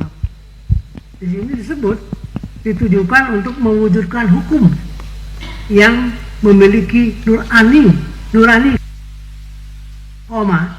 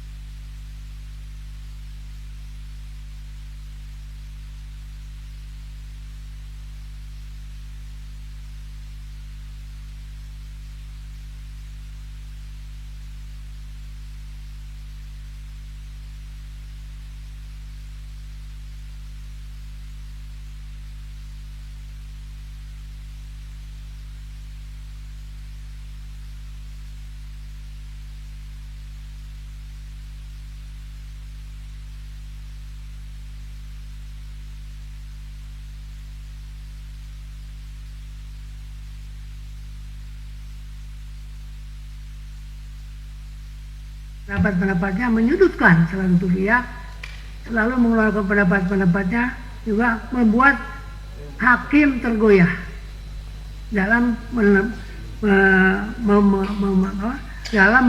meneguhkan keyakinannya bahwa dia bersalah, bahwa dia harus dibebaskan. Ini masalah-masalah yang kita hadapi, masalah-masalah non hukum yang mempengaruhi hukum. Ya. Nah, di sini perlu kita perhatikan dalam KUHP ya, juga undang-undang sektoral, undang-undang kepolisian, undang-undang kejaksaan, undang-undang kehakiman. Ya. Saya ada contoh satu perkara timah bangka, saya ahli di sana, bahwa sesungguhnya kalau kita menganut azas legalitas, perkara-perkara pidana di undang-undang selain undang tipikor tidak bisa diberlakukan undang tipikor. Jelas di pasal 14, jelas. Ya. Saya kira tidak perlu harus belajar hukum, membaca itu aja sudah ngerti bahwa itu tidak bisa dilakukan. Praktek sampai Mahkamah Agung semua dikuatkan dan dibenarkan bahwa kerugian lingkungan hidup, pertambangan, pasar modal adalah sah sebagai suatu tindak pidana tipikor. Padahal di undang-undang tersebut tidak ada satupun tidak ada yang mengatakan itu tipikor. Yang ada hanyalah satu-satunya undang-undang tata cara perpajakan pasal 36A. Yang lain tidak ada. Tapi, nah ini tadi, ketika saya menjelaskan itu di muka sidang, hakim ketua loh, senior, bertanya pada saya, ahli, apakah kami dapat mengabaikan ketentuan undang-undang tipikor ini? Saya tercengang itu. Seorang hakim senior masih menanyakan. Jadi saya tanya lagi, Yang Mulia, apakah Yang Mulia mengatakan akan melanggar undang-undang tipikor? Oh tidak, katanya. Kami hanya tidak mempertimbangkan. Nah ini antara tidak mempertimbangkan dan mengabaikan dan melanggar itu beda tipis. Jadi dari awal hakim ketua itu sudah memang mau menghukum. Kemudian hakim yang lain bertanya seperti ini. Ahli, apakah kalau kerugian keuangan negara begitu besar, kita ikuti pasal 14 di undang-undang lain seperti itu, ancaman hukumannya rendah. Bagaimana ada pidana uang pengganti dan sebagainya. Saya katakan, kalau kita bersikukuh pada asas legalitas, pasal 1 ayat 1, ya kan? Maka ya, mau tidak mau, suka tidak suka. Tapi masalahnya kalau masalah kerugian keuangan negara, undang tipikor itu ada dua sasarannya, menghukum, mengembalikan kerugian keuangan negara.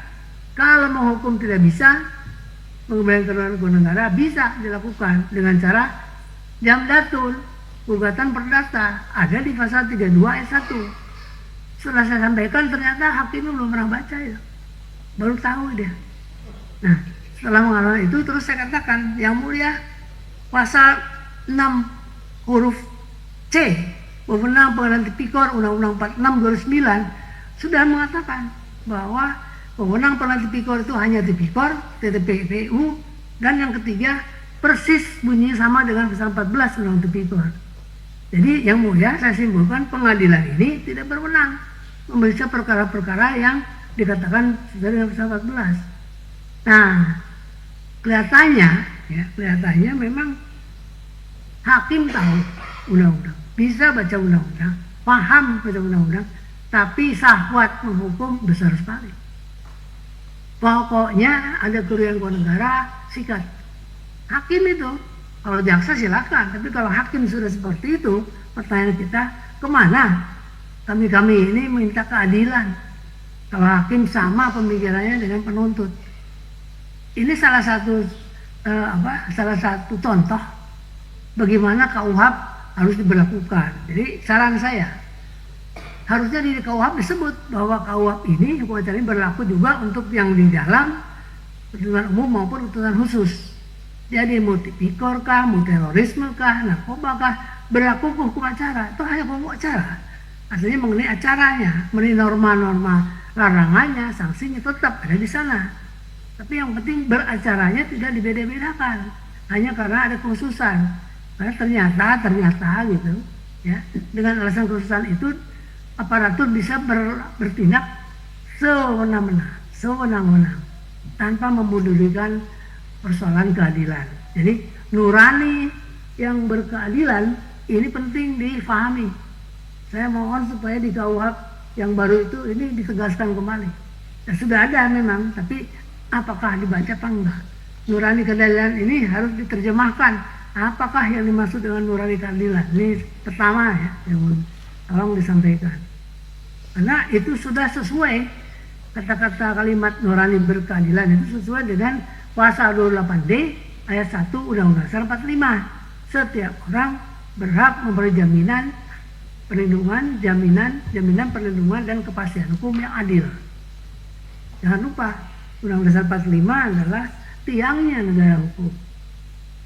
Yang pertama yang perlu saya tegaskan. Yang kedua, tadi sudah disampaikan juga oleh kawan-kawan saya, ya Yudifa juga Soe Ibrani, pra-peradilan.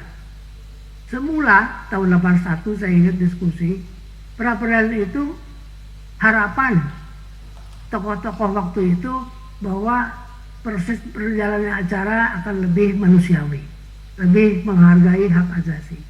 Tapi setelah kita perhatikan, saya perhatikan di KUHP yang lama tidak juga diperhatikan, karena tadi sampaikan Bung Junifer, tenggang waktu 7 hari, hakimnya tunggal, ketika yang diperiksa pokok perkara dilimpahkan gugur.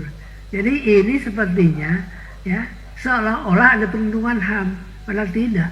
Ya, nyatanya hak perlindungan yang diberikan pada tersangka itu dirampok kembali oleh negara.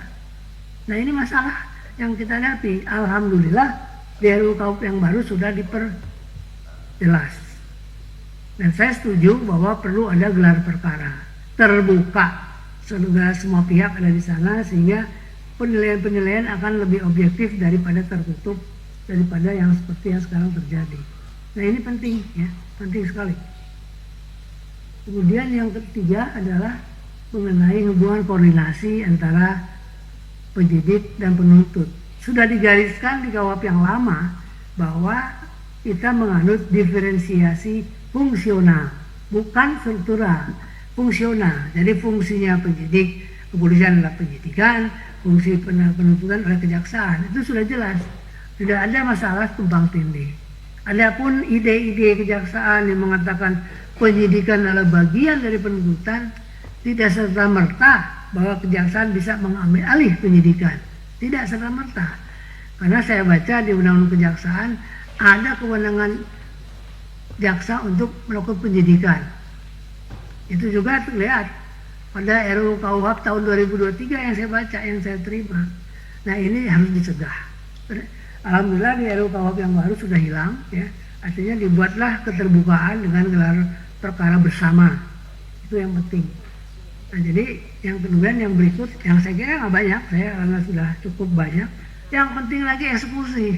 Ini eksekusi ini ada di KUHP, sudah ada hakim pengawas, tapi tidak efektif. Tidak efektif.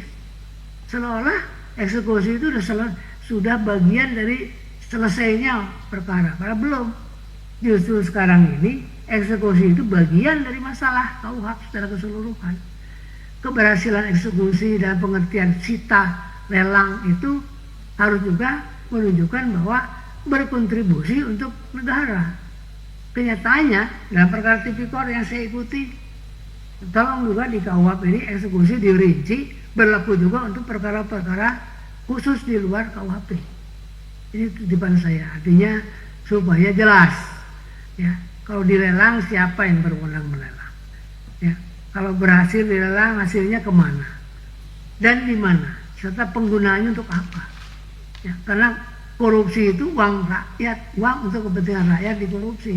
Wajiblah Sri Mulyani mengumumkan pada kita-kita ini uang yang sudah dideklar triliunan oleh Kejaksaan maupun KPK dikemanakan, digunakan untuk apa, ya kita harus tahu. Nah ini eksekusi ini saya lihat harus diatur secara rinci di KUHP, dijelaskan berlaku juga untuk tindak pidana khusus lainnya. Itu yang.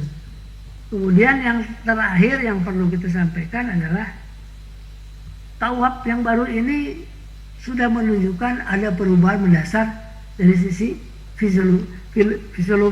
filosofi. Bukan hanya masalah keadilan, tapi juga keadilan yang bernurani. Dan nurani ini nyasar bisa dimiliki, keadilan yang bernurani hanya bisa dimiliki oleh 3H. Aparatur penegak hukum yang memiliki 3H. Kecerdasan intelektual, kecerdasan nurani, kecerdasan spiritual. Ya. Jadi kita ini memiliki manusia-manusia cerdas, pintar, ya, di aparatur penegak hukum, tapi kecerdasan nuraninya hampir tidak ada. Apalagi kecerdasan intelektualnya. Katakanlah hakim. Hakim itu disumpah memutus